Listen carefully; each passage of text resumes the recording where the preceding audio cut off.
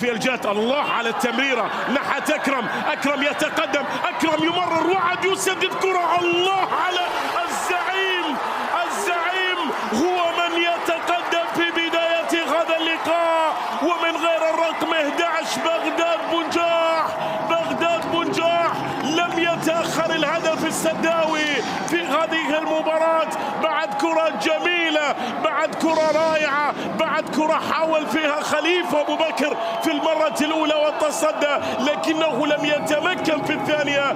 شوف الصناعة، شوف التحرك الجميل، شوف أكرم ودور أكرم، وبعد ذلك التسديدة من محمد وعد. التصدي لم يكن كما يجب أن يكون من خليفة أبو بكر وأمام هداف كبير كبغداد بنجاح. أكيد بأن كرة كهذه لا يمكن أن يضيعها. يعود أكرم، انطلق وحيدا، أكرم يتقدم، الحيلي معاه، كرة لبغداد، بغداد مر، بغداد يحاول، بغداد العرضية، الكرة ما زالت على اليسد. الله أكرم عفيف، أبدا عمره ما كان لعب خفيف.